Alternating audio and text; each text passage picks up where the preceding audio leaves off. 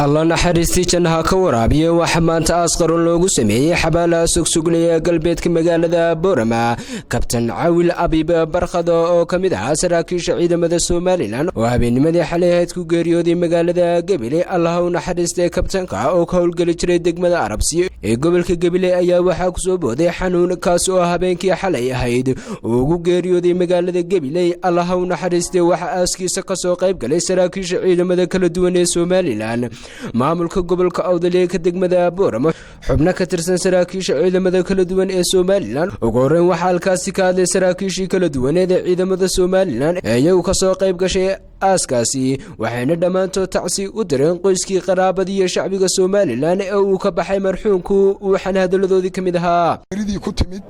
walaalkeen marxuum dhamme Cawil Abiib Barkhadle ilaahay naxariistii jannaha siiyo kaasoo xalay ugu geeriyooday mawtul qafla magaalada Gabiley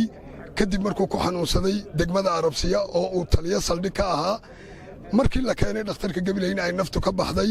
inna lillaah wa inna ilayhi raaji'uun. Cawil Abiib Barkhadle ilaahay samiriyay baan ka siiyo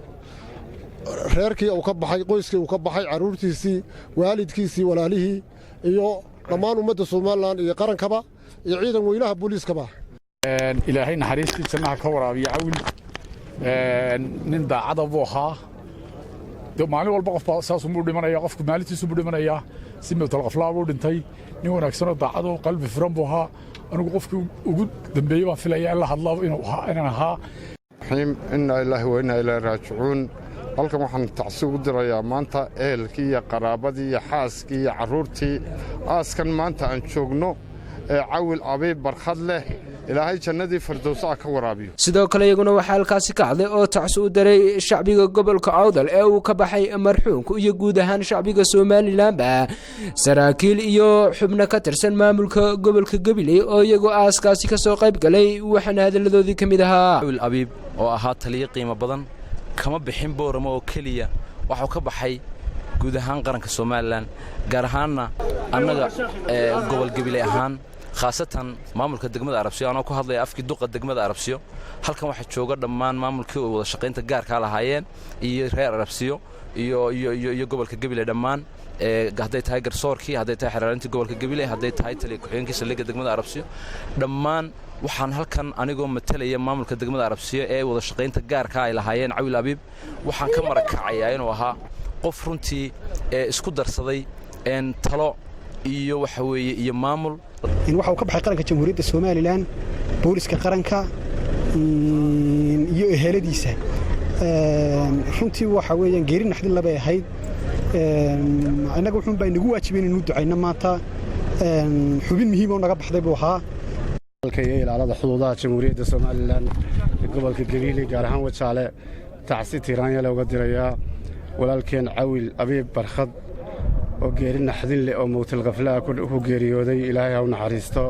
geesta kale waxa halkaasi ka hadlay salaadiinta dhaqanka ee gobolka Awdal iyo maamulka heer gobol iyo heer degmo ee gobolka Awdal waxayna dhamaantood tacsi u direen qoyskii iyo qaraabadii uu ka baxay. Allah u naxariistay kabtan Cawil Abiib Barkhadle waxayna ilaahay uga baryeen inuu naxariistii janno ka waraabiyo waxaan hadaladoodii kamid ahaa isaga iyo dadka maanta dhintay Allah ka waraabiyo jameecada lagu daray Allah ka waraabiyo jannadii Allah ka waraabiyo ehelkii tarakadu ka tagay samiriya imaan Allah ka siiyo tarakadii ehelku ka tagay samiriya imaan Allah ka siiyo dhammaan Soomaaliland samiriya imaan Allah ka siiyo saaxiibkay buu ahaa ilaahay jannadii firdawsa ka waraabiyo ehelkii iyo qaraabadii oo ka baxay iyo asxaabtii aan ahayn ba ilaahay anagana samiriya imaan naga siiyo